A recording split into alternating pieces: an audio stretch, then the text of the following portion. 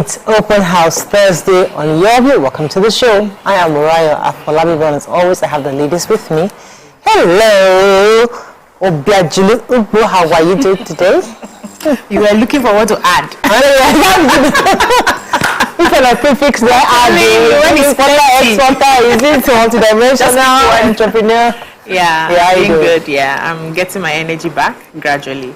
Yeah. Yesterday after the show, I went into the mall. I wanted to get some vegetables and meats for the house. So you know those strip cut meat, those cubes that they use for stir fry and different sauces. So I got there now in front of the place to pick the meat. The person who was supposed to be attending to me was busy gisting with a customer. We're having a good time laughing. I was standing. Who would attend to me? He didn't answer. Who would attend to me? He now called somebody from inside. I don't want to mention the people who know the place, the way they set up. Called somebody from inside to come and attend to me and continued with his gist. Imagine that. I just pushed my cart and walked away. Some customers there were upset. They were calling him out. I didn't want to hear. But I was feeling, if this was his business, would you abandon it to gist when you know that the customer will likely go back with their money? You see how people spoil people's businesses. That's why, and there's a level you get to, you can't handle everything on your own. You need workers to work. But then they work and they do it as if, not consign me. I felt so bad. And I needed the meat too. Because when I got home, I had wasted time. When I got home now, can we make sauce? He said, you did not buy the chicken. I know how that feeling is. I should have just waited. No, I'm not waiting. I'll go to another mall today after the show to go and get. How are you doing, Tope? I'm very good. Yeah, thank you. So I had a conversation with my husband this morning, and he's renovating. He's doing like massive renovation in his new office, like really a whole lot. So he said his landlord, when I went there last week, Sunday, I saw it. So he said his landlord came to the office yesterday, and I was just praying for him, like serious prayers, that everything you want to do in this place will prosper. Because the last tenant that was there left the place a huge mess. Like everywhere was covered. My husband was tiling, doing the floor, put carport, like major upgrade of the facility that the landlord was so happy, was praying for him. And that's his nature, actually. But I just had to mention it because there are some people that when you move away from an office or you move away from a building, they will remove the screws, they will remove the lights, defacing the place is bad. And when you move into a new place, don't say it is not my building, it's not my own, you will not upgrade it. But how you treat other people's things is how you will treat your own. So do good wherever you find yourself. Honestly. How you doing, Miriam? I'm okay. What's going on with you? I'm alright. I'm okay. I always like your long hair because it makes you have this really diva. But this is very serious. Like I have an important meeting happening. Very, very serious-ish. I like all my looks. Thank you very much. But this is also a nice look. It's always a nice look. Thank you, Mariah. Let me just keep it that. One of those days. Well, something happened yesterday. I'm not ready to share. So it's one of those. It really happens. I was reading a book. Lady Gwen. She sent me a book, and I was reading her book because it was good to get into somebody else's mind what they were going through. She talked about the fact that she was going through depression at some very recently between 2020 and 2021, and she was with friends, and she was just alone by herself. And it was interesting to see how somebody was able to express their pain, in that book. So it's one of those things where everybody has a moment. It doesn't mean there's depression, but just days you just want to just be by yourself and stay alone and just reflect and then be better. So it's good to always take our time. But that's you're looking very bright yellow. I should wear busy shoes. I saw yellow, I think. This is a TVC's outfit there. Thank you for the wardrobe. Looks good. Let's go on a quick break. When we come back, we go through the front pages of the paper story. That's right back.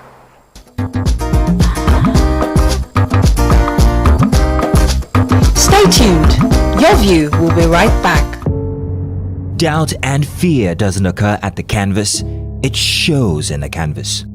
It shows the conation of raw earthen material slabbed, stroked and molded at a pace provided by the doubt and fear. Every move way in the struggle of one to the other, merging the past to the present, brushstrokes of colors seen but not known, for when the wailing stops, the pieces settle down in abject beauty erected for a century of a century, speaking, advocating, protesting as the arts are meant to be.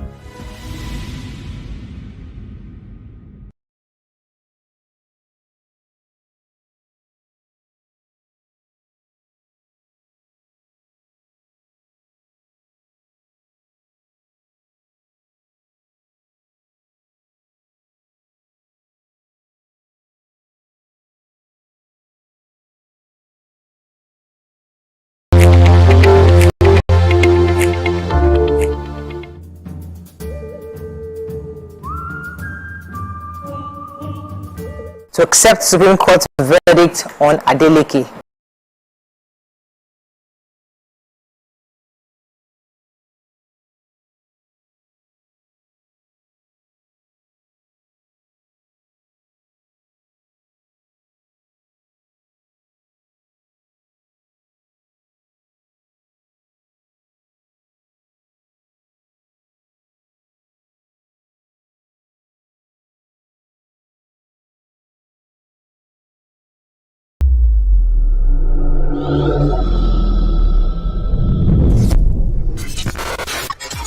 Do you think you can outplay me in this game of wits and knowledge? Can you go 7 rounds without flinching? I meant answering 7 questions correctly. Where occupants had gone to take off the seals that they had put in the first place. Right. And also government demolished some fences on new project sites that were encroaching on waterways and other parts of the estate, and then including some that were perforated or toked from previous enforcement. So they say toking is a process of partial demolition to compel compliance.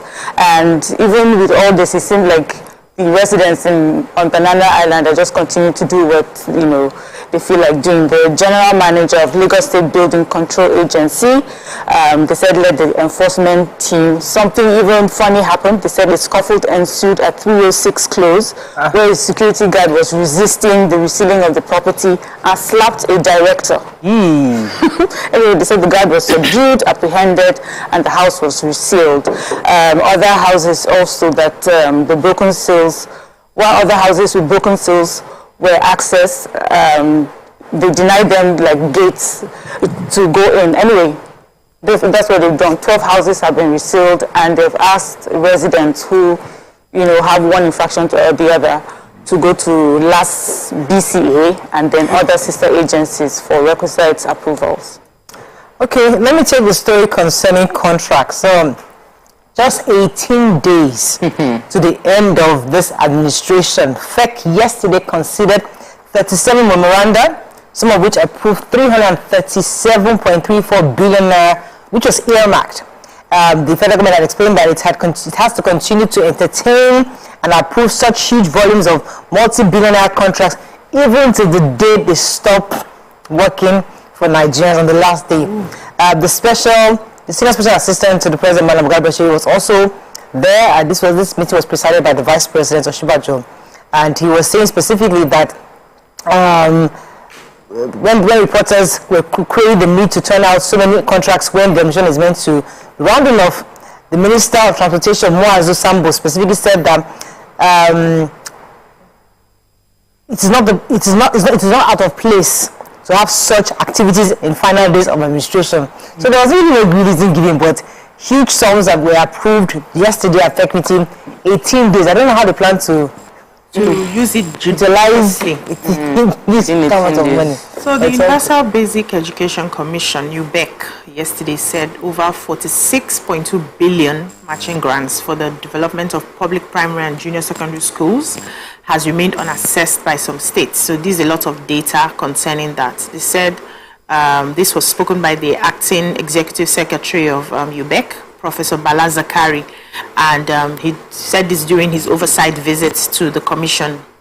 And he was saying that, so he presented the 2022 Capital Budget Implementation Report, and he said 162 billion was allocated to the states as UBE grants between 2019 and 2022, while 116 billion was accessed by the 36 states and FCT. The total unassessed matching grants as at April 30, 2023 by the 36 states and FCT stands at 46.2 billion between 2019 and 2022. And it says the 162 billion allocated to the states, being UBA grants as at April 30, 2023, was 116 billion, which was assessed by the 36 states and the FCT Abuja, representing 71.52%. So this remaining money, they didn't tell us why the states have not been able to access it. I know you mentioned something like the states are supposed to generate funds equivalent to what they are expected to get. So if I know that we still have money in the educational sector that I have an opportunity to access, why am I not generating to get it so that I can use it for the infrastructure and the teachers in my states? Not all the states have accessed that fund. But I like the just clause. there. We cannot do counterparts. There's no need. I want to say the story of why annual budgets would continue to fail. So the budget office, the DG of the budget office of the Federation is blaming the rising cost of the fact that we have a lot of projects pending on the fact that we don't have, Nigeria does not have an organic, according to him, he said, we don't have an organic law to guide our budgeting. But he reeled out a lot of details I'd like to mention. He said that it will take us to spend 100 billion annually for us to meet the 20,000 abandoned projects stationed nationwide. Then he said we shouldn't call ourselves a rich nation, that while Nigeria has the potential of being rich, we are not rich. We're not even oil rich. Then he said when you talk about oil rich nation, you're talking about a nation like Saudi Arabia, 34 million citizens pumping out 10 million barrels of oil per day. We're talking about Kuwait, 3 million population, 3 million oil barrels. We are 200 million citizens and we are pumping out 1.9 million barrels per day. So we're not close to what we need. He mentioned that another thing, there are many things that could, but let me just mention this last one. He said that we cannot continue to borrow money. And that not because our GDP is not high enough to debt to GDP ratio is bad, but our revenue is so low that we cannot pay back. That if it is over 30% is a problem, but now we are spending almost 100% of our revenue. Are you hearing what servicing debt? So that was right before the show. I was saying that the new incoming administration has a work for them. The punch. It is going Senate to be presidency, dissent in APC aspirants demand fresh zoning formula. Lagos arraigns Ezimdigbo for terrorism. NNPCL needs huge investment to meet demand, says Dangote. 4 men on trial for killing their cousin. Ex-power minister arrested over alleged 22 billion naira fraud. Trouble looms over rising debt, budget office warns. And subsidy, Buhari seeks approval for $800 million palliative loan. Okay, which story are we starting with? I'm going to take the human interest story. So 4 men are on trial for killing their cousin for money ritual. They are Daniel Luka, Isaiah, Audu, Wavi, David, and Ayuba Musa. The story is that they had approached a friend called Ebenezer who introduced them to a ritualist, and the ritualist had asked them to get body parts. One of them called his cousin and asked him to come. On the day he called his cousin, when the cousin was leaving, the neighbors saw him. I was like, why are you going at this time of the night and you're not feeling well? He said, oh, my cousin just called me and I have to go. So the neighbors knew that he was leaving to see his cousin. Anyway, he met this group of 4 and then they took him into the bushes and they killed him and took out his organs. His brother, the next day, they had not seen him, so they were looking for him. Unfortunately, someone said, oh, they saw a body, they found a body somewhere, and it was his brother, and that's how they reported to the police. An investigation led them also to the ritualist who had been sent money via the banks, and he had gone to the bank to withdraw 20,000 naira. This is what it was for. The person that connected them collected 40,000 naira and gave the ritualist 20,000. I mean, that is what this was about. Anyway, he was the ritualist. The police had informed the banks ahead of time, so when the ritualist got there, the guard held him down, but he tried to run, so he was shot, and the rest were apprehended. And it's just so sad because it's those who are really closest to you, you know, that do the most harm. Really, really sad. Let's go on a quick break. When we come back, we continue. Come closer. A little bit more. Perfect. I have exciting news for you. You asked for it and you got it. Your favorite breakfast show, Your View, will be going to 2 hours. We're going to have in-depth analysis of the newspaper review and more conversations on the hot topics. The ladies of Your View and I will be stirring up our guests to get in-depth into all the various topics, and you, our viewers, will have the opportunity to call in and share your views. After all, it's your view. Join us on Your View 9. Gentlemen, make welcome pioneer Positive Force member, dancing queen of the 80s, non-conformist, Afrobeat historian in her right, and long-standing member of the multiple award-winning all-female show Your View, Omoyeni Yeni Anikulapo Kuti, aka YK Power! Ginger, today we'll go here. Hey, I don't read you. Are you sure? Ha. I'm not here to answer questions, I'm here to drink. We're in trouble today. Wait till your age. I was close now. Eh? I said 1975. He said 70.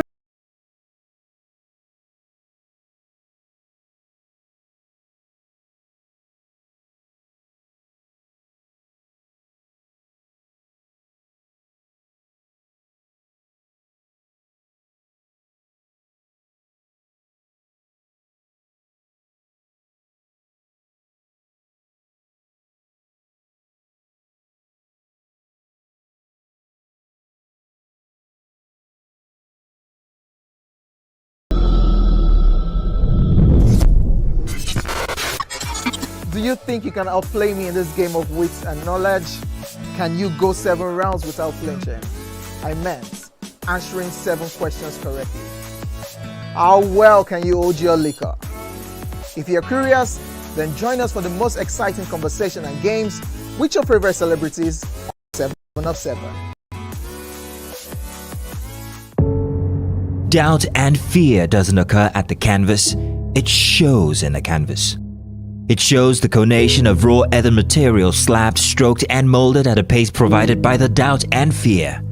Every move way in the struggle of one to the other, merging the past to the present, brushstrokes of colors seen but not known. For when the wailing stops, the pieces settle down in abject beauty erected for a century of a century. Speaking, advocating, protesting as the arts are meant to be.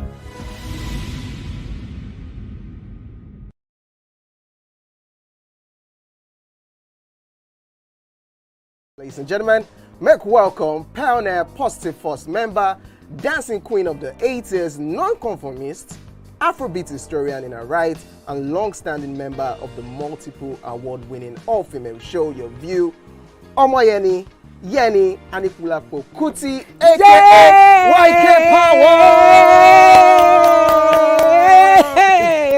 Ginger, today we'll go here. Hey, I don't read you. Are you sure? Ha. I'm not here to answer questions, I'm here to drink. We're in trouble today. Wait till your age. I was close now. Eh? I said 1975. He said 73. He said 75. Fellas wasn't even born in 75. So will I drink half? You go drink. Take. Make I help you. Russian. No be half. Which half? You will make me drink. I'll give you a hint.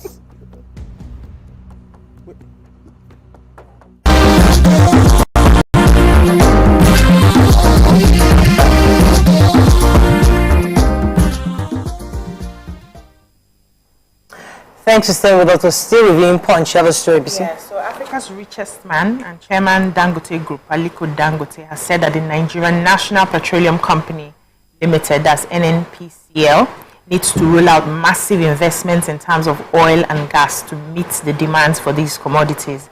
He said the national oil firm should invest more because there were many off-takers waiting to take off the products from the company.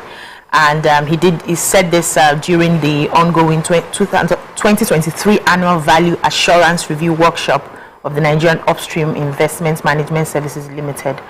And he went ahead to say that as an investment manager, you are supposed to actively seek investment opportunities, assess them, and take shrewd investment decisions, that the NNPC has the capacity to generate billions of dollars in revenue if the right decisions were made. Now that looking at the Petroleum Industry Act, which has transformed them from just being a government establishment to a commercial entity, they have no excuse. Then he gave example of his own business, said that they have the capacity to make it possible if they really wanted to be possible, that it wasn't only the refinery that he rolled out in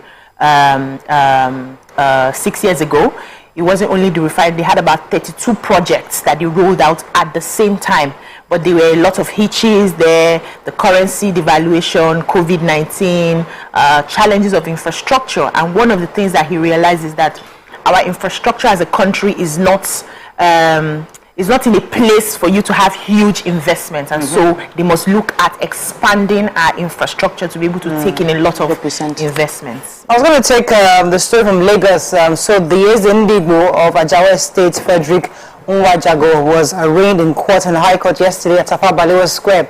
If you recall, this is the man who, there was a viral video where he said that he would invite members of the indigenous indigenous people of Biafra, that's IPOB, to Lagos to secure properties of Igbos in Lagos. If you recall, that video went viral. And he was being arraigned because, according to the court, it was an attempt of acts of terrorism, participation in terrorism, meeting to support a prescribed entity, attempt to finance an act of terrorism, and preparation to commit an act of terrorism preferred against him by the Lagos State government. So he was arraigned yesterday, and the case has commenced. All right, I want to take a human interest story in Punch, yeah. So, a widow, her name is Tolulope Okewo. She is a widow of her late husband, Olalekon, who was stabbed to death. She has 7 children, still nursing a set of twins, and the complaint is that they've not released her husband's dead body. She said she had told the police she's not pursuing any case, that she only reported to the police because she didn't want anybody to think that she was involved in the murder of her husband. She was advised to report to the police, and they took the dead body and they have not released her. She has gone, she went to the police station. She lives in Aja area, Salvation Estate. Said they went to Langbasa police station. They said they've transferred the case to the state's criminal investigation department. She went there, that she didn't have money for lawyers and all of that, but they said she must write and submit, that she submitted. They still haven't released her husband's body, that she's trying to take care of the children left behind, and that the cost of mortuary is accumulating and she would have to pay, that she doesn't know why she's being deprived of the police report necessary for her to get the cops out. So she says she has contacted Punch has contacted the public relation officer, Benjamin, and Ohundeyin said that the woman should be advised to go and meet the head of the particular unit doing the investigation, and that confirmed that. I just feel like when the state can establish that murder had occurred, it's not more about her, it's about the state. They can actually, there's a case beyond her right now, so it's not about you. But she's waiting for a police report so that she can collect the corpse and bury. But she has done all she can and they haven't released it. That's it's a really difficult state to be in. But we need to know the facts of the case. Moving on very quickly now to Daily Sun. National Assembly leadership, APC hints of review as rejection greets zoning arrangement. NGC rejoices as court bars NBC from imposing fines on broadcast stations. Tinubu travels to Europe to meet investors, fine-tune transition plans. While we're still awarding multi-billionaire contracts to federal government. LP will be back a article on live broadcast of tribunals proceedings. Panic as sit-at-home enforcers burn vehicles in Anambra. And insecurity poverty getting worse in Nigeria, says Bishop. Okay, which story are we starting with? We have a gunman enforcing an illegal sit-at-home order in Onitsha, the commercial nerve of Anambra State, yesterday, and they went ahead to burn the bus and a tricycle in the area. So there was a trending video of the incident which showed the vehicles on fire in the video, and some gunshots were also heard. And they said a message was circulated on social media last weekend stating that there will be a 4-day sit-at-home exercise in the southeast beginning from Monday, May 8th to Thursday, May 11th, and no reason was given, however, for it. So the residents of the commercial city, everybody got panicked, and they were spreading the news of the incident, but the police waded in immediately. They said they had sent their men to restore peace. And yes, so while they were trying to chase the people who they felt were the ones who passed the message about the sit-at-home, said they were heading towards Abagana in Njikoka local government area. So it was at the attempt to run away that they decided to touch the vehicles, set it on fire, and then left. But peace has been restored to that area. There's no sit-at-home happening anywhere in the southeast. Yes, I have this story. I think a lot of people will be happy in the media space, will be happy about it. So they say the Nigerian Guild of Editors has commended the Federal High Court in Abuja over its order of perpetual injunctions restraining the NBC from imposing fines on broadcast stations in the country. Let me see if I can summarize it. It just says that the court held that the NBC code, which empowered it to impose sanctions, is in direct conflict with Section 6 of the 1999 Constitution that vested judicial powers in the court. It says that that the fines imposed by NBC as punishment for any offences are contrary to the law and therefore unconstitutional and null and void. So they have no right to impose fines. They say they cannot be both complainant and court and judge over their matter. They are not the police. They cannot be investigating or leading investigations. There's a regulatory body, that's their job. There's a police for that, there's a court for that, so many things. So a lot of people are happy about it. I guess we'll hear from the NBC how they take this interpretation of their own laws. Yeah. Somebody must watch it, but let's move on. I was going to take the story. So the president-elect Asiwaju Bola Ahmed Tinubu has gone off, traveled. Went to Europe. According to his media aide, Tinubu will use the opportunity of the trip to fine-tune his transition plans and the other programs and his policy options. He wanted to move away from unnecessary pressures and distractions that stays in Nigeria, because usually we all know that once he's in the country, it's like a mecca for different people coming together. Also, during this visit, the president-elect will engage with investors and other key allies with global marketing investment opportunities for the country, and to secure his administration's readiness to enable business-friendly climate for policies and regulations that he plans to have. He had promised that he will hit the ground running in the past, so people are expecting that these alliances he's trying to put together would help ensure that his administration start work immediately. They're sworn in on May 29th. Let me take the story about financial infractions. So the Senate has indicted the NAFDAC, NECO, about 45 other MDAs based on the indictment that was sequel to the reports from the Attorney General Office, Auditor General of the Federation office from 2017 and 2018.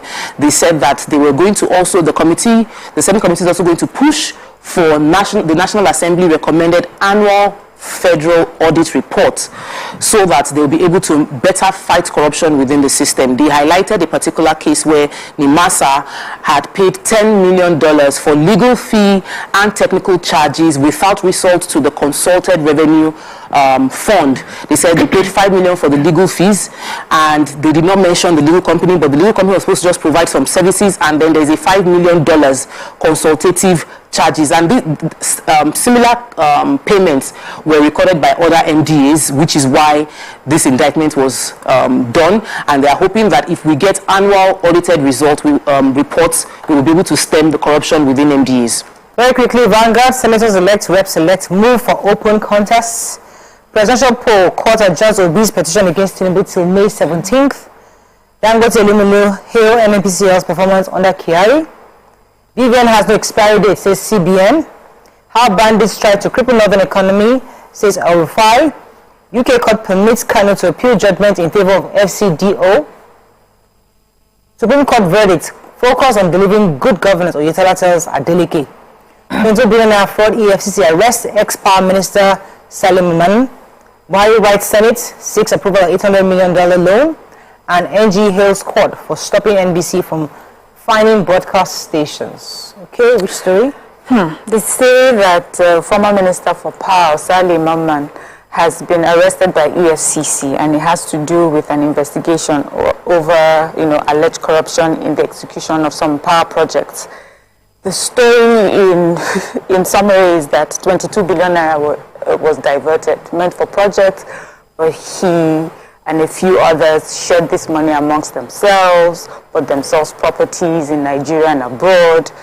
Some of these properties have been recovered, millions of naira and dollars have been recovered as well. But EFCC at the time of this report could not be reached for further details. This is some brazen allegations. Okay, so that is all we can take on Front Page Review. When we come back, we'll bring in our first guest of today. Stay with us, we'll be right back. So, have you ever wondered what happens behind the curtains of a man's mind? Or perhaps you're one of those who wonder what men talk about when they gather. Well, here goes. Imagine what it takes to put together the perfect cocktail. Or maybe mocktail. We need a bit of sports, a sprinkling of current affairs, some very deep topical issues, and last but not the least, a healthy dose of grumbling of those we love to hate. And yes, you guessed it, women.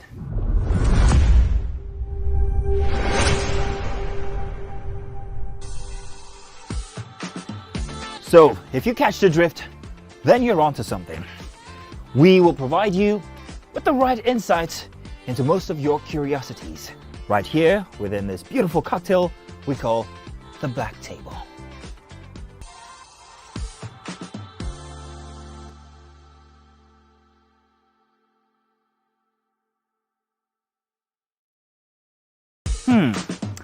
So, have you ever wondered what happens behind the curtains of a man's mind? Or perhaps you're one of those who wonder what men talk about when they gather. Well, here goes. Imagine what it takes to put together. Doubt and fear doesn't occur at the canvas, it shows in the canvas. It shows the conation of raw earthen material slabbed, stroked and molded at a pace provided by the doubt and fear. Every move way in the struggle of one to the other, merging the past to the present, brushstrokes of colors seen but not known. For when the wailing stops, the pieces settle down in abject beauty erected for a century of a century. Speaking, advocating, protesting as the arts are meant to be.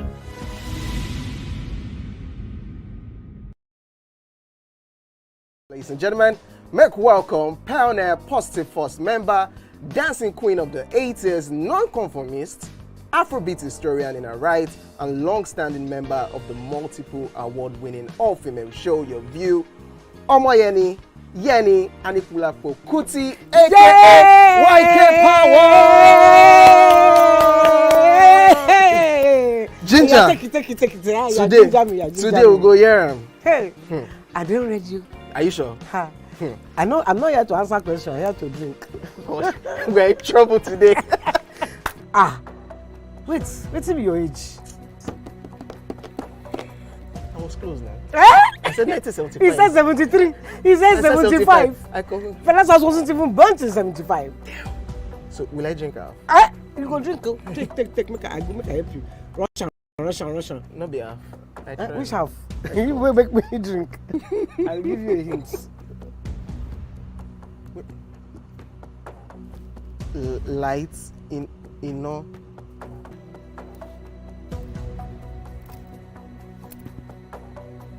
Nepa Road. Nepa Road.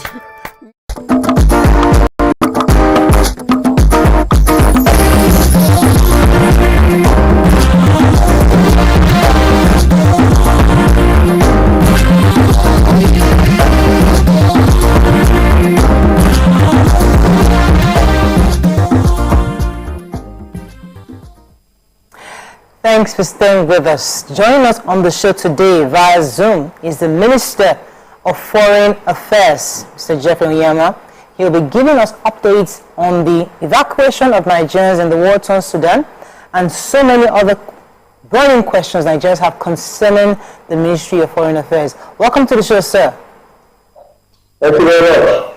It's good to have you. So you can join the conversations on the numbers on your screen. It would be great to have that 08127053687, 09139076948. You can also tweet to us at TVC Connect. Please hashtag YourViewTVC so we can read your tweet. Now, sir, let's start with those who have come back. We're having various figures in the newspapers. Could you give us an accurate number of the numbers of Nigerians that have returned, and also those who, for whatever reason, have been unable to be evacuated from Sudan? I can't give you an exact figure of those that have come in. I don't have them at my fingertips right now, but it should be in the region of about 2,000. 6,000 Nigerians have returned? 2,000. It should be in that region, the region of about almost 2,000, yeah. Okay, all right. Thank you very much for that. So now, usually it's not the first time we're having these kinds of evacuations. We've had from Libya, we've had from Ukraine, and so many of these things. When they return, what's usually the next step of reconciliation, or how do we get them back into society? Do they just go back to their families, or is there something the ministry does to help with the reintegration into society? It depends on the nature of the evacuees. You know, we talked about Libya, for instance. Now, in the case of Libya, those were trafficked, mainly children.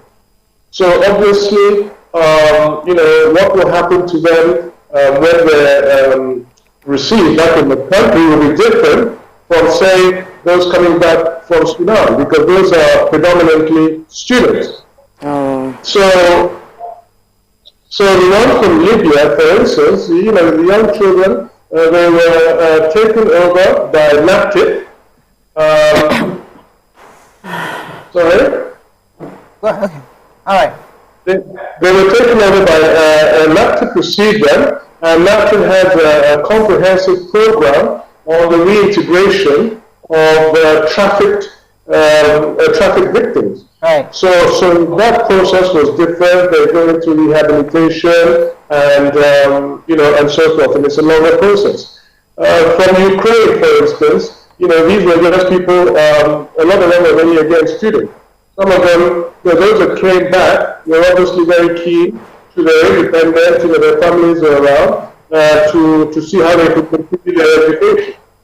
And these ones from Sudan are also, you know, mainly students, so they would essentially just go back to their parents, and they were given some, you know, stipends to help them along. Okay.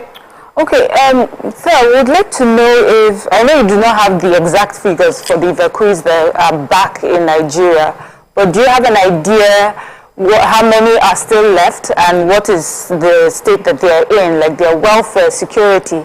Do we know, and what is the Nigerian government doing about it? Yes, we do know. You know, there are two points of evacuation from Sudan. There was the Egyptian border crossing point, and there we had support from the Nigerian embassy in Egypt, and also from the Nigerian embassy in Sudan at that border. Then there's another point of departure, which is Port Sudan, which is still within Sudan, but you know, on the coast. And there we have Nigerian officials from the embassy, from the Nigerian embassy in Sudan, and so they're being looked after at those two points. You know, facilities are available for feeding, and of course it's not going to be a 5-star hotel, you know, environment, but but we try to make it as comfortable as possible, pending the evacuation. Okay, so I wanted to find out if the Nigerian embassy had the total number of Nigerians in Sudan prior to this evacuation situation. Well, they will not have the exact number of Nigerians in Sudan. They will only have the number of Nigerians that have registered with the embassy. And so when the evacuation process commenced, the numbers that we were given and the preparations that were made were for 5,500 Nigerians. Okay, great. Okay. Okay, so I wanted to ask you concerning the bit of controversies around the students being stranded at some point in time, the fact that he said the money did not get to the bus drivers.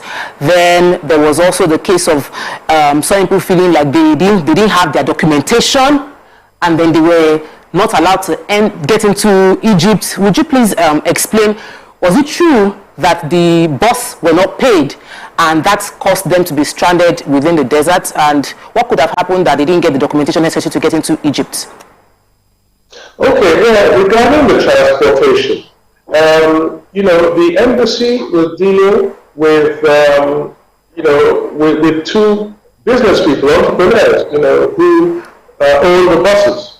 Now, two other countries, African countries in fact, that were also trying to get their people out of Sudan, they had paid some transporters. And the transporters did not deliver on the buses and disappeared with their money and created a crisis situation for those two countries. So we learned from that, and our embassy in Sudan then decided that it would be too risky to give them all the money up front, because they did not want what happened to these two, in fact, West African countries, to happen to them. So they tried to negotiate it with the owners, to give them a certain percentage up front, and to pay the balance when they, deposited the students and others at the border with Egypt. And so this is what was agreed. Right. And, so the drivers are not the people that were given the cash. They are employees of the transport owners. So, really between them. So they now get into a situation where they're now claiming that, that they haven't been paid the money and so forth. Right. So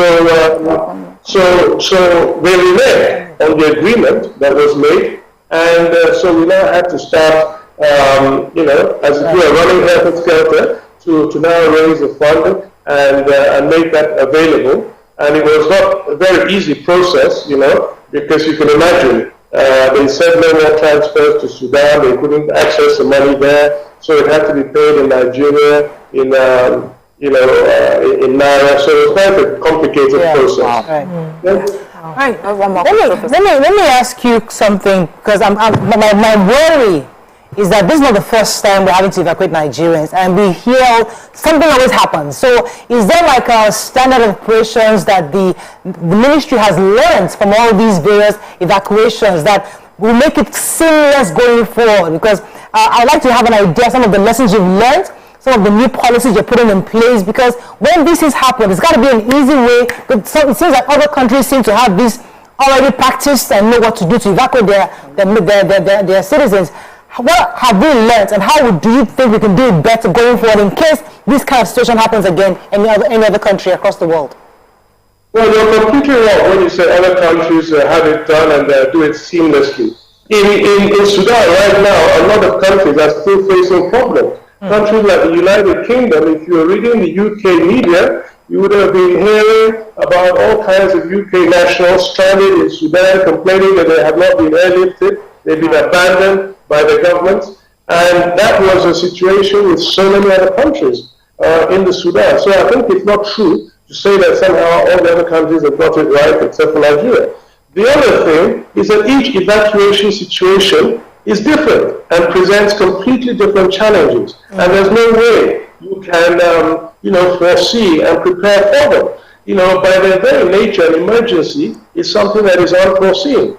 So in Ukraine, for instance, we didn't have any, it was a war situation. A lot of countries did not believe that the Russians would invade, and the way it happened, because there were very long distances, we managed to get our people out, but, at one point there was a problem. They said that at the border with Poland, that Africans or so were not being allowed to. I got on the phone with the foreign minister of Ukraine. He assured me that that was not the case, and that they would, take explanations to see what was happening at the border and to make sure that people could go through. And and these people are now going to third countries, Romania, Poland, and as far as Germany and all that. And there's no way you can prepare for,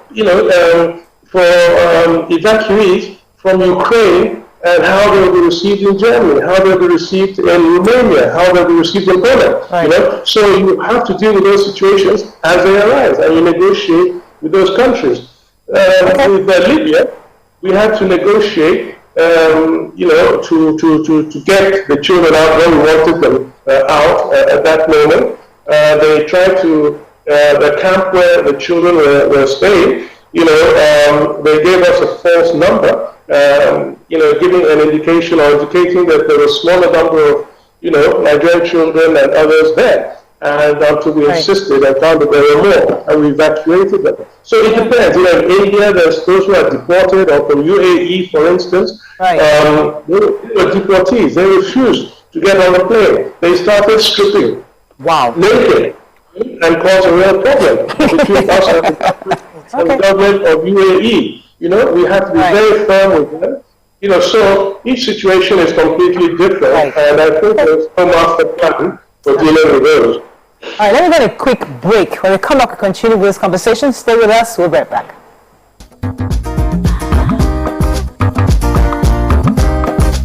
Stay tuned. Your view will be right. Ask questions if I want to ask questions. And if it's something that I saw coming, I may not even ask questions. I may just... I may even tell you I saw this. What if it's in person? Mm-hmm. But then, would it make a difference where? So, like, this person might just say, you people can just be on 3rd Mainland Bridge on a bike. And the person say, babe, I cannot do it again. And you lose range. So, what would change the scenario? Like, does it matter where? Do you want to have like a fancy dinner, like the film you were meant to be like finding your or do you want to be on the street? Don't carry me go fancy dinner. Or you might just una dey run for treadmill. Or you not a job. Don't tell you lose for your web. Now I don't turn attempted murder. So which would it be? Because I'm like, in person you have the closure that you want and the few injuries. Guys. That's one place. It could be inside the car. You can sit down inside the car. Why car? Why not bike? Who will be driving? Why bike? Who will be driving at this point? The car will be stationary. Pray I'm not the one driving. The car will be stationary. Because I'll go master. You can't be telling me like me. I'm going to drive near water. All of you consider.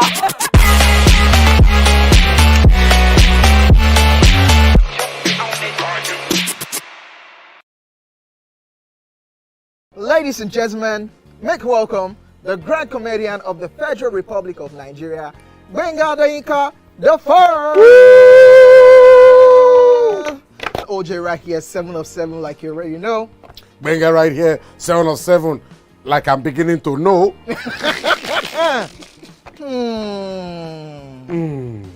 It's now time for the question. You don't scare me one bit. Bata, I go drink. So. Okay. So now one chance for enter. My first question. Do you remember the names of the winners of that edition of StarQuest? Of course I do. Why do you? And I hate myself for this. Because I have this question for you. Final question. No. Where outside Nigeria and what year? I think you're the only one that can be wicked. I am thinking, because I know back in the day... Don't think. Answer my question quick. You are thinking too much. I don't like it. The UK. Final answer. Okay. I said, God, please, let me to perform outside Nigeria. Wait. And God gave me a show in Ghana. Drink, my friend, drink. I don't overthink this thing. See where I can. Yes, you overthink them. I would say you should catwalk. Let's catwalk now. Where are we? No, that's not catwalking.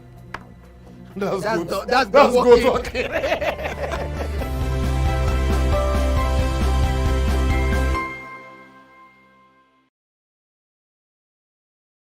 Ladies and gentlemen, please help welcome to the show La General, the one and only Pere Egbe. Which of the following is false about teeth? We are born with 20 primary teeth. Teeth are the hardest substance in the body. Teeth are the strongest bones in the body. Teeth is not a bone, actually. Teeth can self-repair. The strongest bone in the body, no. Teeth is not a bone. Final answer? Teeth is not a bone.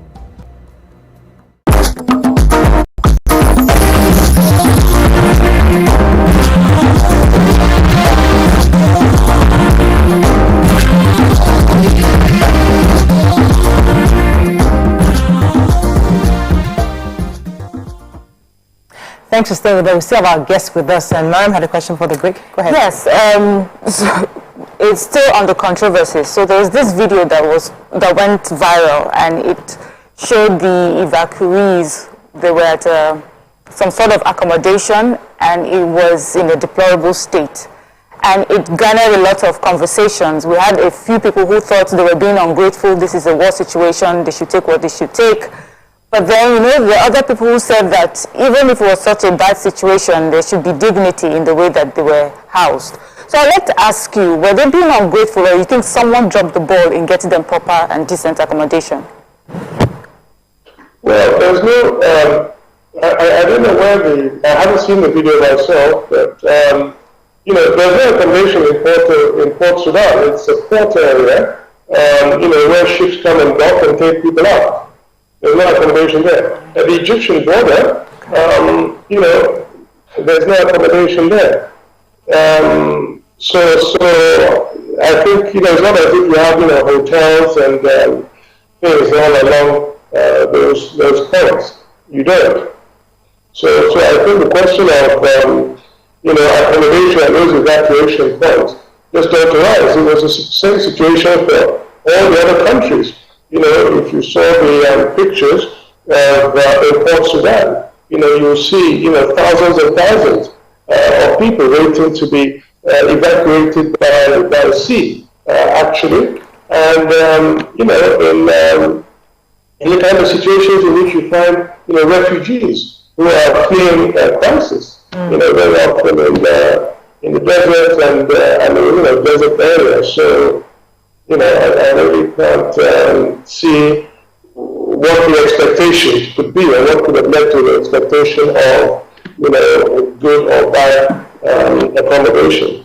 All right, let me come to the fact that in 18 days, this administration ends, and some will say that since 2015, it's been a roller coaster, especially for your ministry. Could you give us some of the high points of your work in the last 8 years, and some of the things you think you've done? Because we've seen quite a bit of things happen in this ministry compared to other administrations. What would you say is your high points, and what are those things you call your low points in the last 8 years? Okay, we've had a lot of highs. I think in West Africa, for instance, we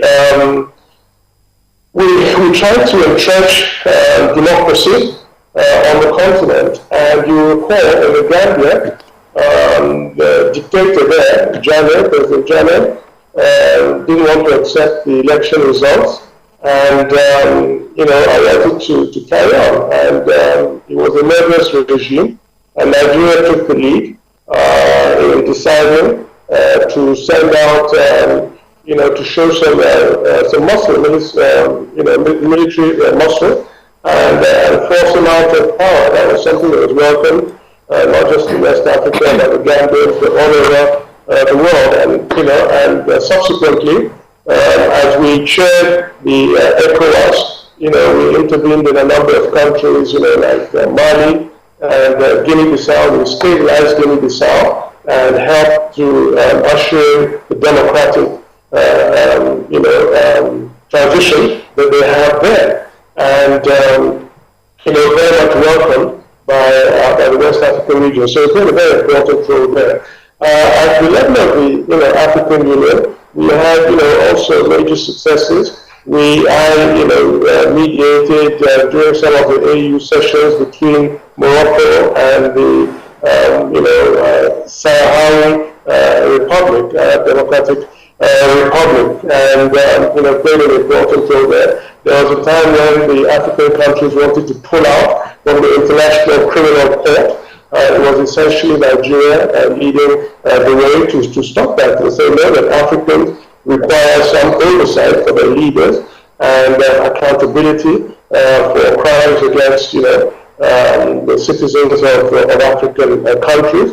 That was, I think, a major plus. During the COVID, we played a very important role in pushing the COVID response in the West African region with Mr. President as the champion for COVID for Africa. In the UN, we've been very successful in getting through the support we got from as we campaigned for various candidates, get them elected, like Udozo Okonjo-Iweala at the World Trade Organization against very strong opposition from the United States, President Trump's government at the time, and also Akin Additional, president of the ADB.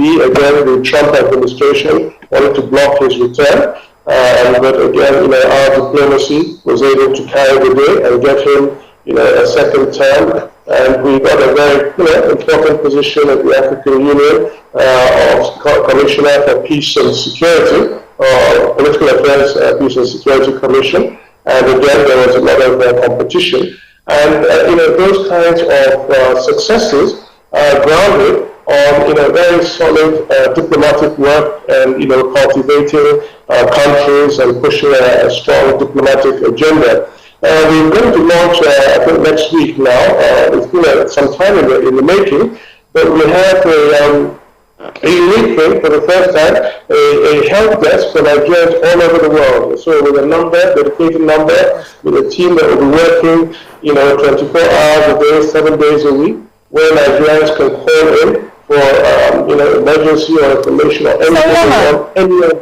Yes. As a follow-up to this, I'll let the ladies ask a few questions, but what you just said now makes me proud as a Nigerian that we actually are big brothers to our brothers across the nation, from what you've just done in Morocco and Guinea-Bissau. And Nigerians don't have this information. We hear it like a flash in the pan in the news, but how come your ministry haven't made it a focus to understand the big brother role we actually do play? Because I'm hearing this for the first time. I have an idea of it, but many Nigerians don't even know the kind of work we've done to entrench democracy across Africa, the kind of work to support during COVID, the kind of diplomacy and advocacy we've done to protect our own. Nobody knows this information. How come we're not pushing more of this out to Nigerians? Why are we waiting till the end of the administration to start talking about it? No, not at all. It was very clear when it was happening. It was announced that the president was champion for COVID in West Africa.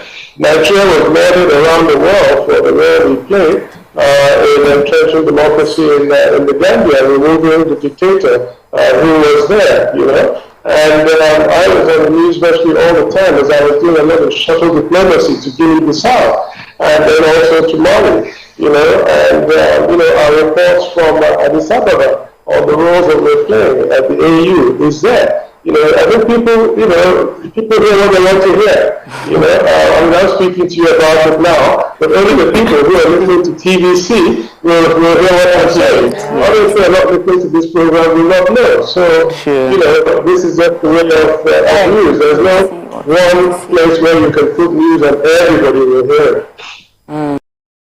So, there are a few things on the international scene that is still it still seems like Nigeria hasn't properly established a few appropriate relationships. I know that this might not be a question for you. It might be more applicable to the immigration, but someone posted yesterday about the fact that the expired passport, she wasn't allowed to board Qatar Airways from India because she had expired Nigerian passport, even though she had a valid US passport. And the challenge is they couldn't reach any Nigerian office to say that it was allowed. She even said she brought out a news report that said that expired passport can be brought into Nigeria.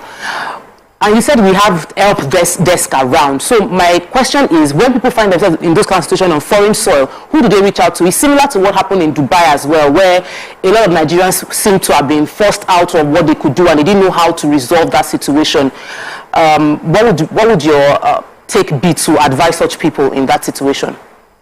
Well, obviously, the embassies, that's what embassies are there in these countries for, and consuls general. We advise people that when you go to a foreign country, register with the Nigerian embassy there. Let them have your contact and maybe get other contacts. A lot of Nigerians actually don't like the Nigerian government to know what they're doing in various countries. So they shun the Nigerian embassies, and it's only when they have problems that they now start running helter-skelter, trying to make contact. But otherwise, they don't make contact. But as I said, it's next week that we're going to launch this help desk actually. It's taken a bit longer than we had planned for the launching, but we believe that it will be a game changer for those kinds of situations that you talked about. Right. Okay, you know that we have Nigerians almost in every part of the world. I would like to know some of those foreign policy that has protected Nigerians across the world when they have issues and when they don't have issues.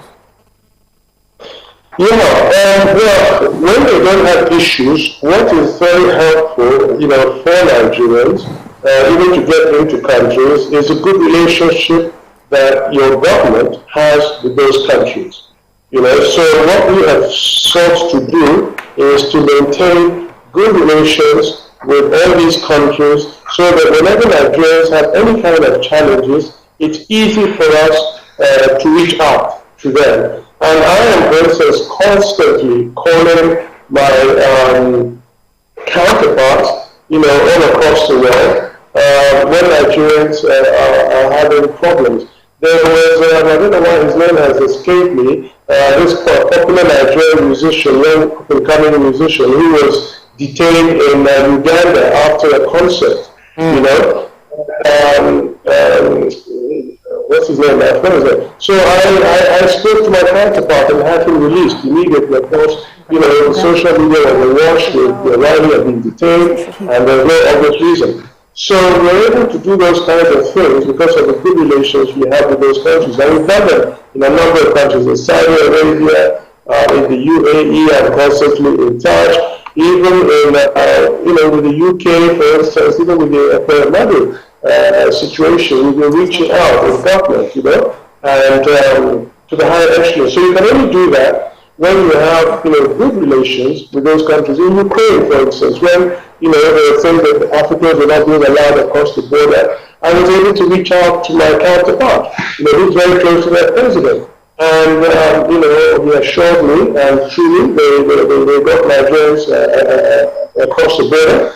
And there's another place, another enclave in Ukraine, I remember, where, some students were also stranded, and we were able to speak to them and arrange a corridor for our students. So, that's what good diplomacy is. It's under the radar. Of course, a lot of people will not necessarily see it, but that's what we're doing, day in and day out. And then, we're setting up for again, we're going to launch it on Monday, a business matching portal. So Foreign Affairs will have a business matching portal where any business person in Nigeria can upload their businesses, and all our missions, we will have trade officers that will, advocate and raise level of awareness in those countries of this portal, so Nigerian businesses, without going through all the usual obstacles, will have access to the global market.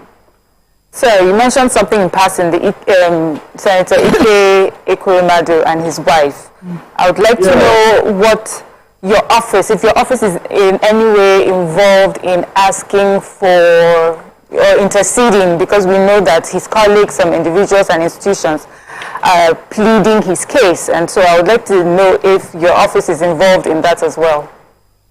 Yes, we were. And also when I was in London, before the sentencing, I met at the highest level with the Minister of the Secretary for Foreign Affairs of the UK. We presented our case. We also wrote letters from the ministry, and we've been in touch with them, and have done everything possible to support the Nigerian in crisis.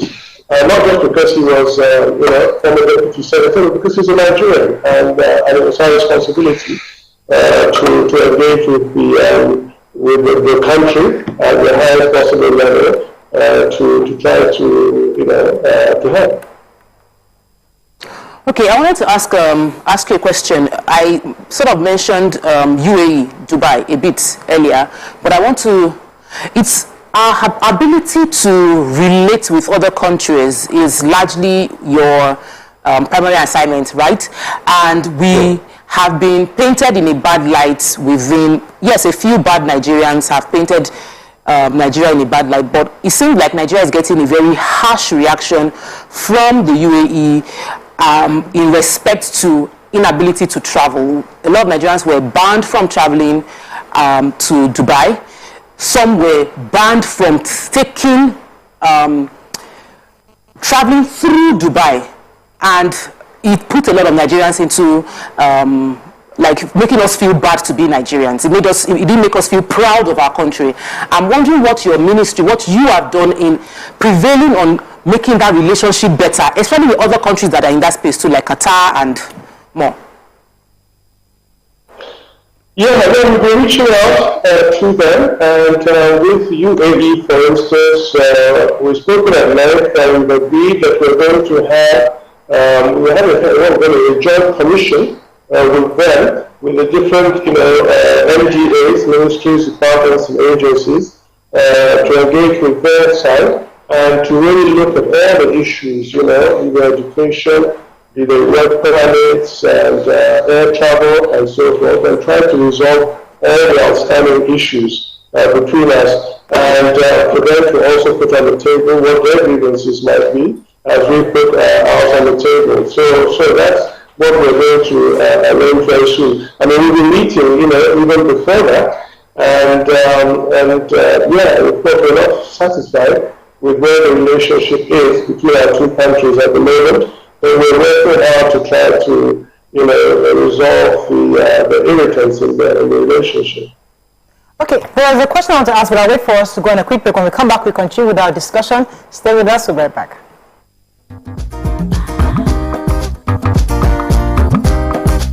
Stay tuned. Your View will be right back. It's not just where, but who wouldn't you want to work with? Yes, that's on that angle. So Laifa had a very, very interesting. You wouldn't want to work with who? There's no judgment.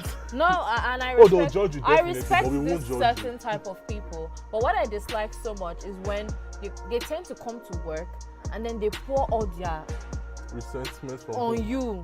Is it me that offended you? I'm not the one.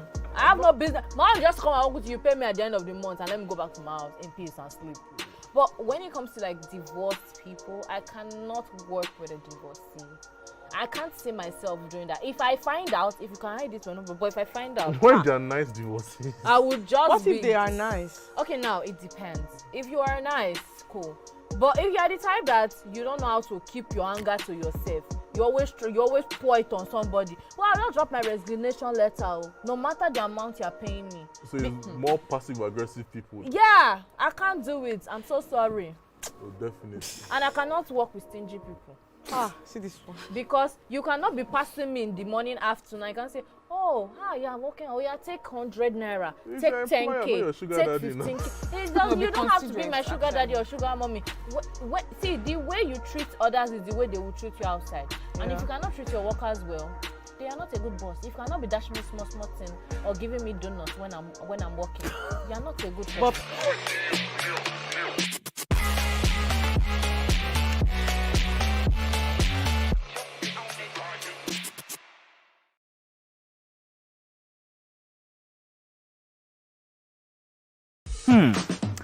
So, have you ever wondered what happens behind the curtains of a man's mind? Or perhaps you're one of those who wonder what men talk about when they gather. Well, here goes. Imagine what it takes to put together the perfect cocktail.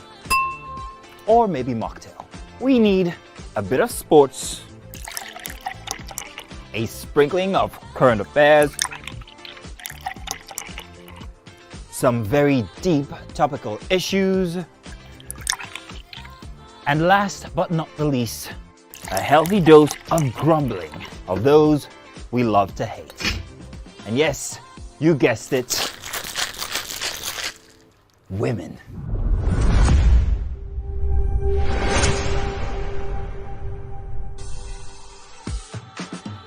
So, if you catch the drift, then you're onto something. We will provide you with the right insights into most of your curiosities, right here within this beautiful cocktail we call the Black Table.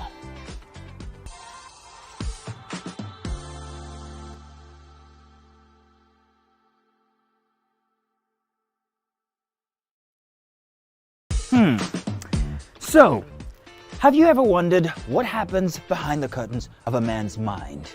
Or perhaps you're one of those who wonder what men talk about when they gather. Well, here goes. Imagine what it takes to put together the perfect cocktail. Or maybe mocktail. We need a bit of sports,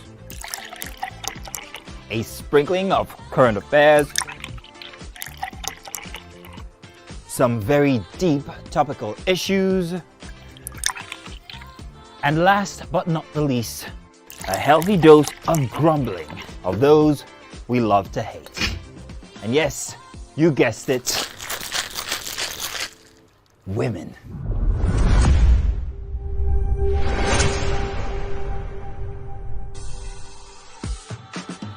So, if you catch the drift, then you're onto something. We will provide you with the right insights into most of your curiosities, right here within this beautiful cocktail we call the Black Table.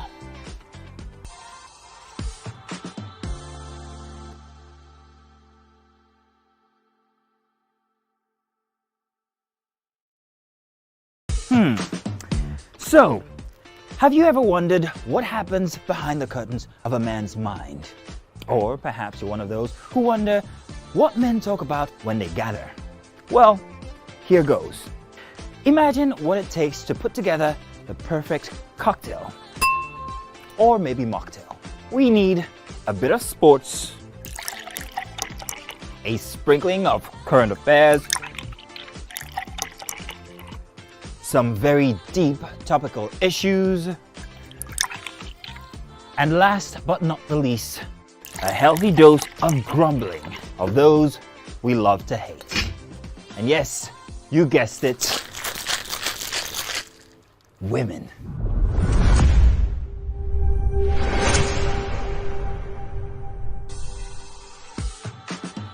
So, if you catch the drift, then you're onto something. We will provide you with the right insights into most of your curiosities, right here within this beautiful cocktail we call the Black Table.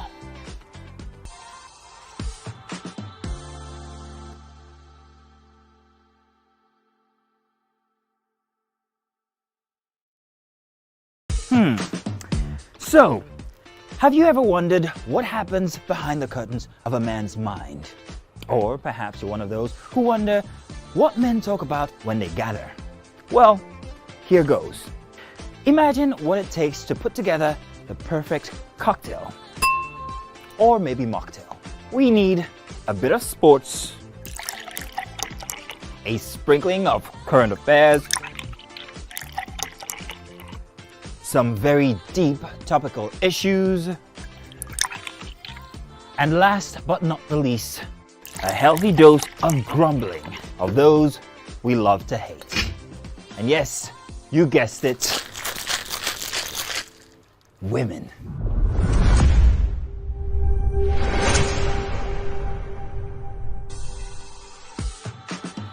So, if you catch the drift, then you're onto something. We will provide you with the right insights into most of your curiosities, right here within this beautiful cocktail we call the Black Table.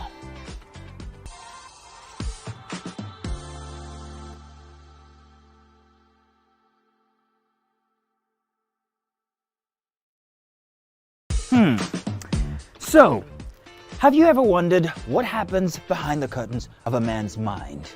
Or perhaps you're one of those who wonder what men talk about when they gather. Well, here goes.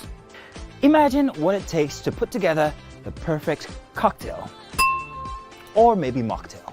We need a bit of sports, a sprinkling of current affairs,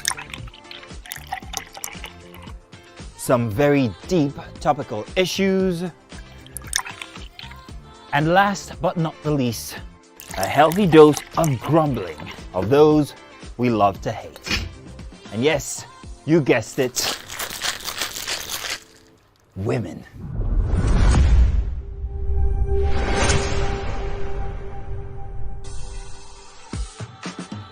So, if you catch the drift, then you're onto something. We will provide you with the right insights into most of your curiosities, right here within this beautiful cocktail we call the Black Table.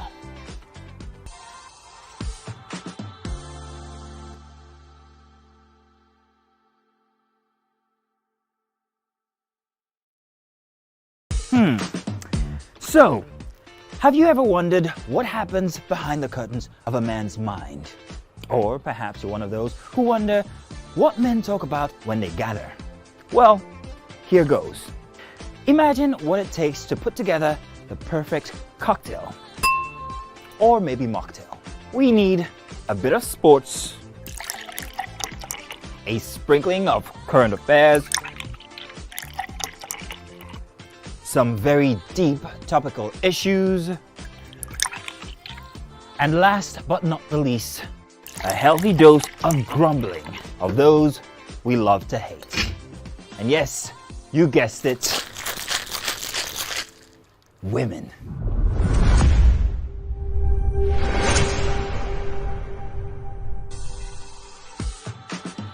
So, if you catch the drift, then you're onto something.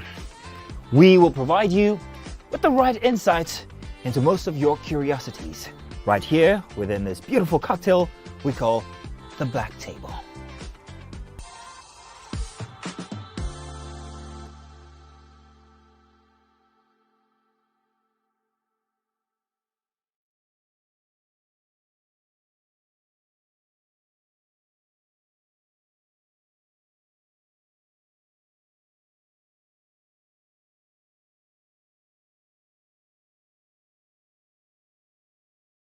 Ladies and gentlemen, multiple award-winning actor, producer, ambassador of Edo People, we have Etinosa Idemudia in the building! Don't be first to go police station, they win the case. Okay. So you are showing yourself. I go say as my second question. You are feeling like a contact the prancing peacock. I'm about to cut your wings. Hello? Now, in the amalgamation of 1914, who was the woman who drew the line of the amalgamation? Who cut the report? Who is the person that used scissors? What is his name? That woman. You have done me dirty. I've marked your face. I've marked your face. If anything happened to me today, I don't reach my house. Anyway, I'm gonna be chauffeured, so. You remember now, Avi? Yeah, but you never too thin. Now you remember. Hey. If a person who indulges habitually in watching a sexual material is called a voyeur. That's what they're called. It's clear so you don't go even get the next one. Hey, a voyeur. Voyeur. Then go on. What is a person who makes one A call? voyeur. A voyagist. A bon voyage.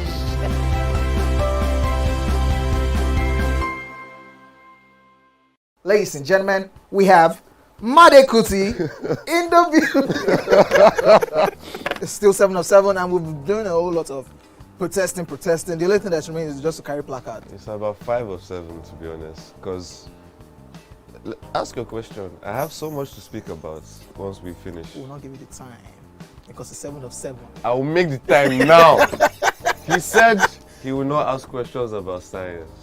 No. Neuroplasticity. And based on he asked a question that was subjective about high life, and he did not finalize his answer about a Kuti question where there are only 3 of us. Editor, scratch this part out. That could have possibly composed the music. Editor, scratch this part out.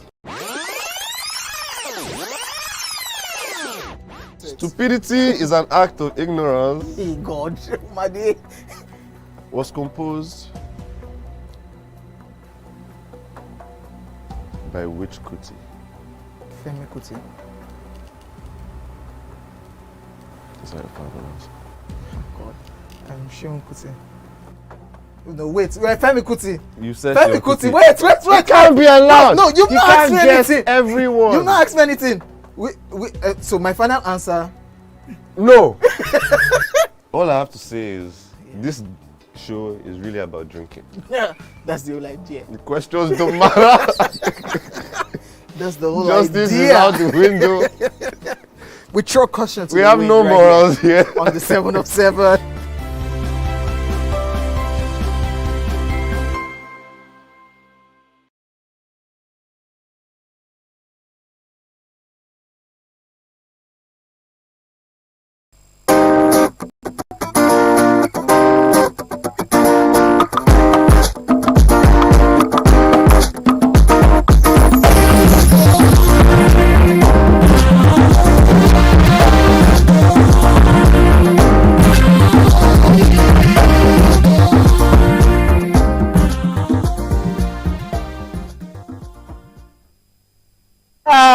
Father in heaven, thanks for staying with us. So we have, it's Thursday and we like to discuss family and relationship issues here. There was a message that caught our attention. People talk about relationships and saying that, is it really important for you to get involved with somebody who is educated or uneducated? People, you know how they say love is more important than the level of the education, that, you know, when you love somebody, you don't care if they are educated, or you don't care if they are exposed or not, because you believe that God will bless you enough and help both of you to grow together. You know, a lot of men especially decide to pick somebody who they feel they have a bit of control over. So many of them say, oh, I'd rather go tell my mother to get me somebody, or go to somebody who you feel is less educated than you. You know, because with that they can control that person. What are your thoughts on this? Does that still hold today? Would you still, especially for men, because now that we have a lot of educated, exposed women who are enlightened, who know what they want, they are go-getters, they don't want anything, they are very crystal clear on the kind of men they want in their lives. If you're a mother, many mothers are now telling their husband, maybe their children, I'll find somebody that at least has more education, but not a high flyer. Because that one, at least you can control. You have a bit of, why is this so important for us to have control? Because that's usually the reason why they tell you to marry somebody somewhat less educated than you, so that you can have control over them. That's the conversation. Does that still hold today? You can call us on 081-270-53687, 091-390-76948. You can also tweet to us at TVC Connect. Please hashtag YourViewTVC so we can read your tweets. Right. Like there's educational. Should I read this tweet that went viral? I think that's where it came. This person says, does educational background matter in a relationship? And then Fasha, I don't know, I can't pronounce the name, says, somebody delivered a pizza that we did not order and we were required to sign a paper. I wasn't around. My woman signed And that's how our house was sold. So I guess that's where the question. That's where the question is from. That is it important for your partner to be educated? I think it's important. Education is not even about your wife or your spouse. It's just education has many benefits, and they say if you educate a child, a girl child, you educate, a whole community.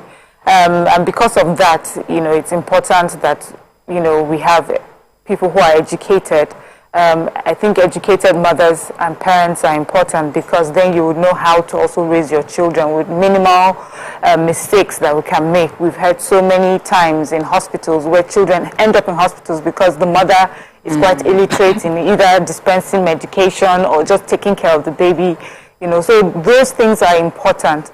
And in this case, important as well to even know when to say, you know what, I'll send this off to my lawyer. I'm not going to sign this. Who asked you to come to my house, So it's important that you also marry someone who even if the person is not, I think it's not about the person's education, but also how you treat the person. So I've heard of situations where you marry someone, but because the person is not educated, the husband that decided, I'm going to marry this person, would also treat her a certain way, make her feel, oh, you are the less educated one in this household, so whatever I say in this household goes, you have no opinion.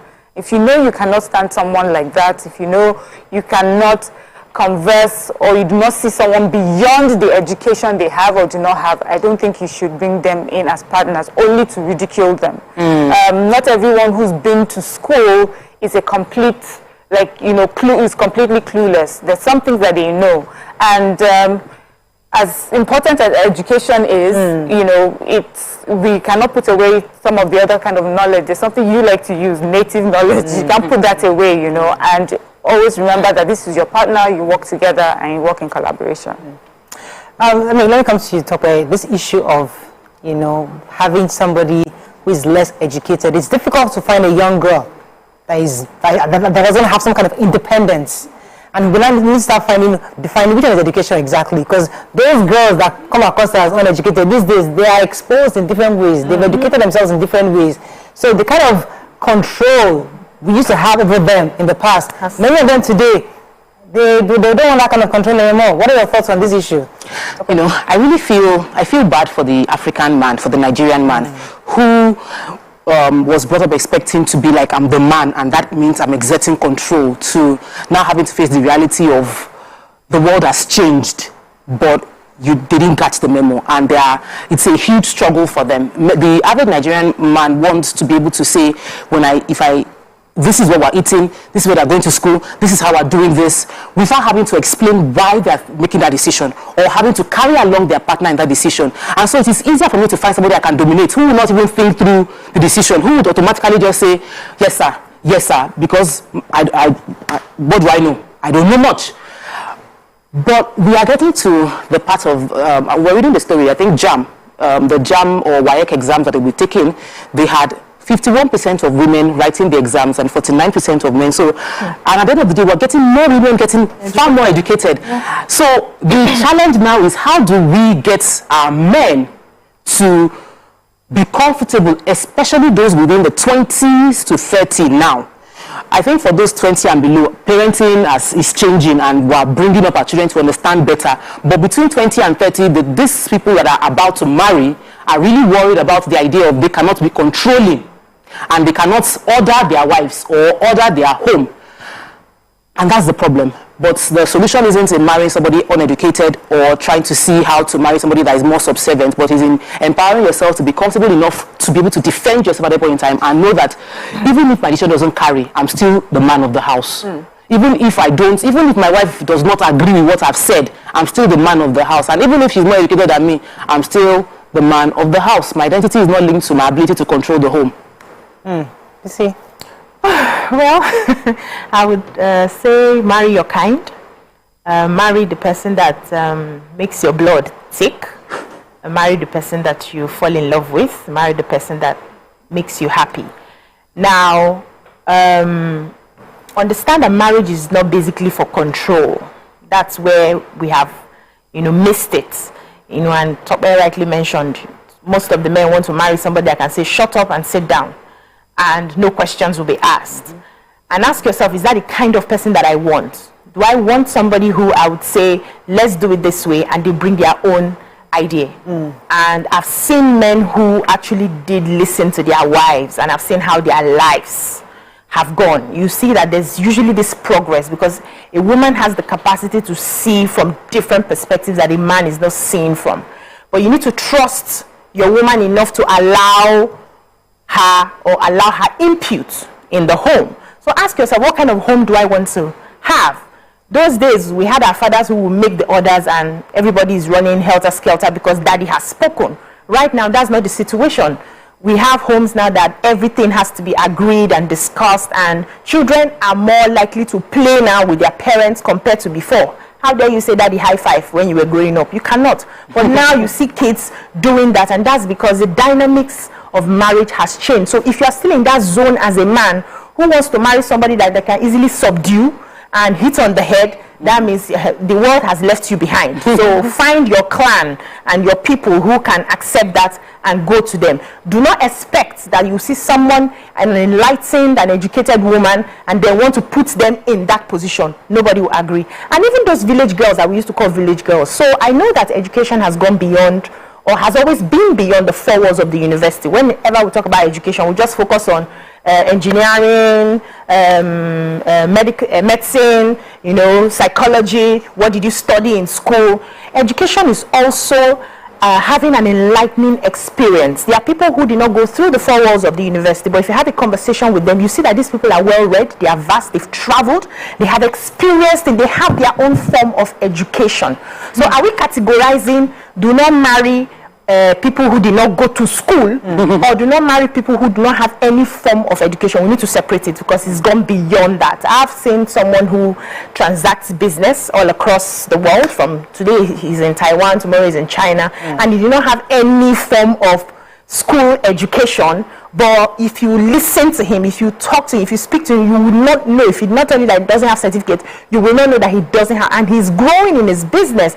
So somebody will sit down and say, I don't want to marry him because he did not go to school. This guy is educated, but he just didn't go through the four walls of the university. So we need to be able to separate those experiences and focus on the most important thing. So I have also seen people who married, and in that marriage, they started going to school together. They knew where they were going to. They worked towards it together, and they achieved it. So ruling people and cancelling people out because you feel, except of course, like someone like me now. Yeah, there have been cases, BC, where you marry somebody who is not at the same educational level as you, and you're trying to make them understand certain things, but they can't see. They can only see things through the lens of tradition, demons, witchcraft, or things that the world they've known. Every single thing. So you're trying to start a business, you're trying to scale, and they're thinking, don't scale.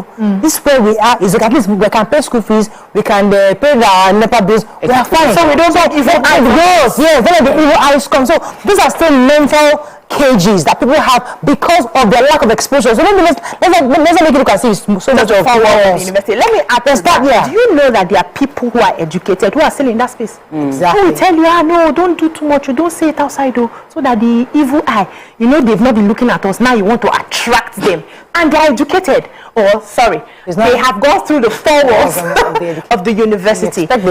Yes, but education really, it's total, and that's what most of the schools are trying to do for children now. It's not just about the 2 + 2 is 4. It's about your wholeness as a child, totality, your psychological, your emotional, your physical, all those different aspects of intelligence is explored, so that the child is whole. When you come out, you're a whole human being. You're able to process information and put it down. Do you understand? So it's not just... But let me come to Miriam and talk, because I recently was watching a woman of God who was saying that for her entire marriage, she only allowed her husband to, for her to have peace for these 40 years or something in marriage, she just allowed him whatever he said. She allowed him to do everything. He made the decisions, and she was just a yes man. and it gave her peace of mind. And today, she's proud that she has grown up, they've graduated, that, you know, she's living a peaceful life. That some of us young women today, our problem is that we are constantly having opinions. We are constantly wanting to have our way, have our say. But once we continually engage our head, they are the heads. Let them lead. Whatever they say is fine now. And that she's done that for 40 years, and she's had peace of mind that today's women. So he's trying to reconcile that of, okay, how does a young man today whose mother has been quiet all her life, and he has seen that, and then you marry somebody like a BC who has gone to Singapore and gone to Maldives for maybe as a single person, and now he's ready to settle down, and he's telling her, okay, calm down, I'm now the captain of this ship, we are no more traveling. How do we reconcile that? And no more traveling. So for me, I feel that because a lot of people date before and court before they go ahead to get married, some of these things are things that they would encounter during that period. It's not necessarily what you encounter in the bed of marriage, if I put it that way. So every one of us, we know what we're looking for in a partner. And the example you gave of the woman who was quiet, that is all she wanted. And she was able to enjoy it because she also trusted that whatever it is that he told her or commanded them was in their best interest. So she was happy. Imagine she was quiet and then was a man who was irresponsible, and she didn't get all the things that she said she got by being quiet and submissive. You know, so it's not totally about, first of all, you know what you want in a marriage, and second of all, you hope that the person you're in a marriage with is playing their own part in that marriage. There are people who would say it's easier to, you know, that they would not want to be married to a woman who is too quiet or too submissive. They want that woman who is vibrant, who when they say one, she says five. They're like, yes, this woman is charging my brain, you know, that's what they enjoy. And if you come with all your submissiveness and all your quietness, they would pass you over. You're not their spec, you're not their type. So you just, in marriages, you just know who it is, what you want, and you hope you meet the partner that meets you, you know. Let me take this call from Festus. Good morning, Festus from the UK. Are you there? Hello, Festus. Oh, I think I lost that call. Toko, do you want to jump in here? Please. Yes, please. You know, there's another angle that just occurred to me, that we're having this conversation because maybe the men are not wise. Those men. Because women are not foolish. I will not be married to a wife and I will argue for the sake of arguing. Like if you have made a suggestion that is, you said that's sound, I will not say anything. You might end up having the wife saying yes, yes, yes, because everything you have been saying makes sense. If I'm asking you to explain, maybe I don't understand, not because I am being disobedient or being stubborn. So sometimes the men should work on building their level of exposure, their knowledge, so that by the time you say anything, everybody in the house knows daddy is always right. Anyway, so we might as well just obey daddy. Anyway, dissidents. But if you are like every other human being, you are not perfect, Oga.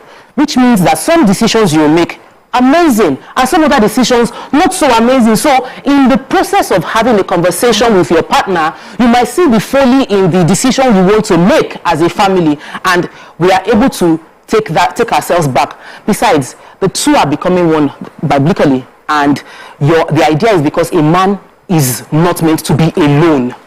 And there's an advantage to having a woman's perspective. So if a man is taking that position, it's because he does not value the woman's perspective and feels like the person has nothing to contribute, and you're missing out on the vital part that a woman brings to the table. But a lot of Nigerian men today, some, not all, they miss that quietness. They miss that. You think so? But some of them, I've explained that, they miss that at some point. Humility, the fact that, listen, just allow me to lead this ship. Today, our women, they are constantly going for training here, they are speaking, they are doing this, they are doing their hair, they are having their dressing up too. I'm never stopping you from your dressing or your makeup or the English you are speaking or the training you are doing or the parental skills you are learning. Every day it is you that know everything.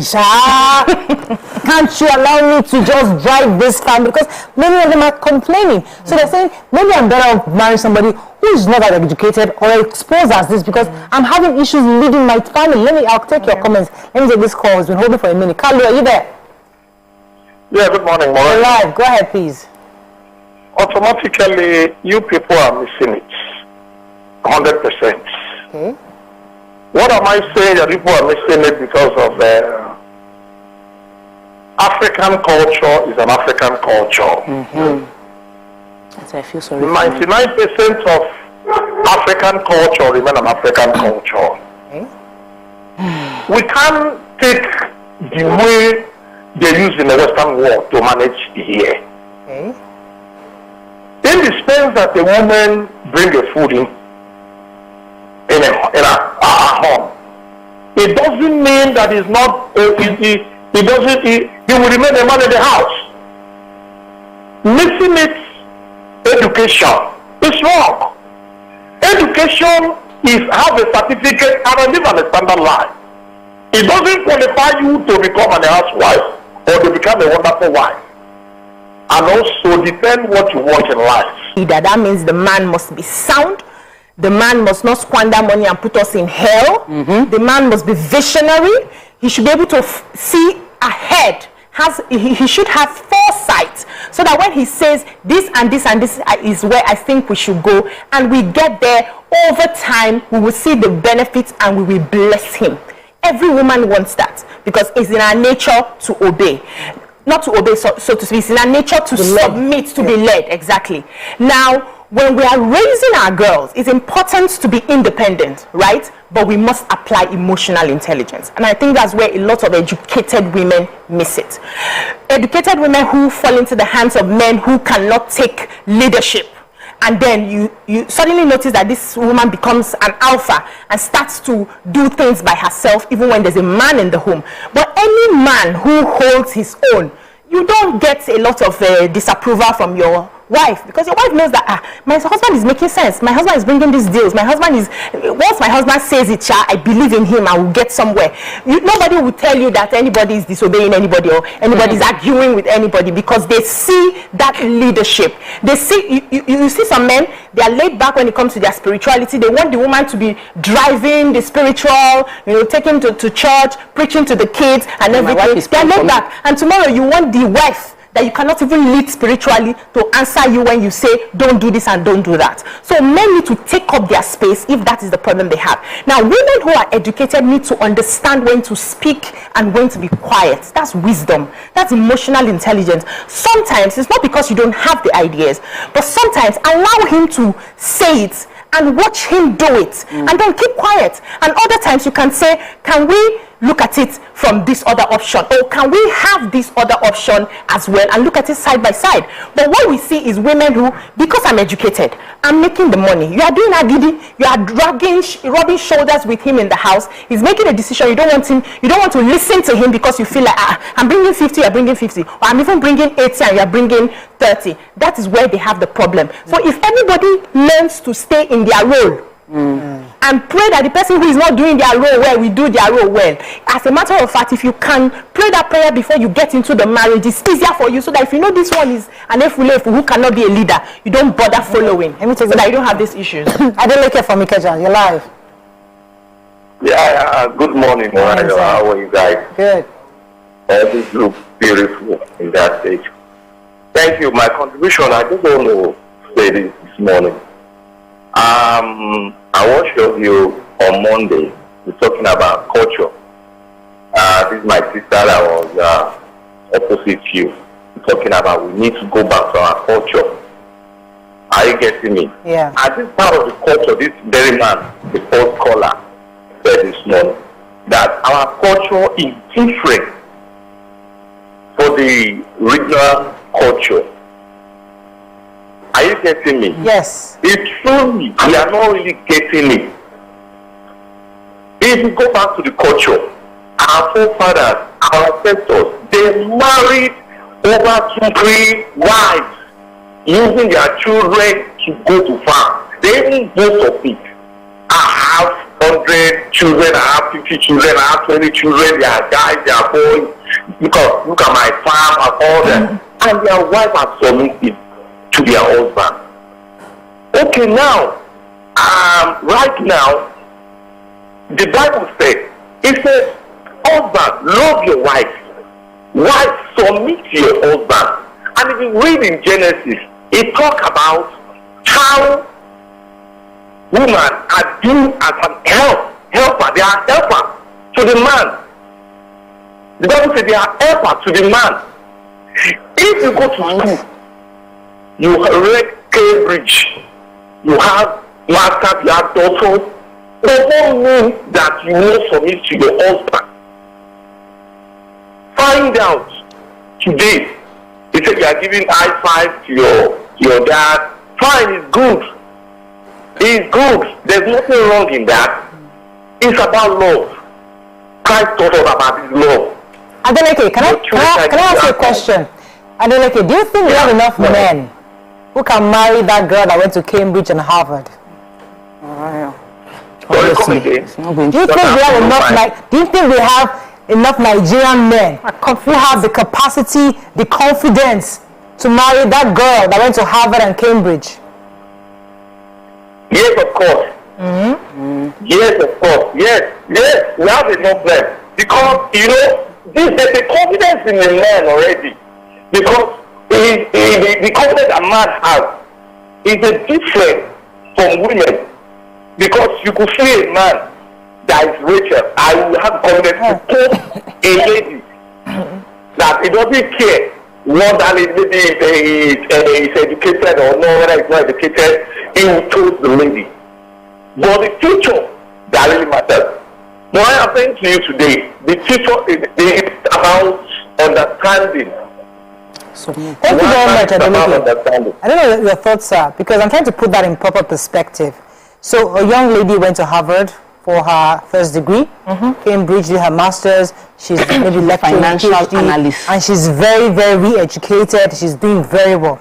She meets a guy who's also educated, maybe doesn't have as much exposure as she does, but he's doing well for himself.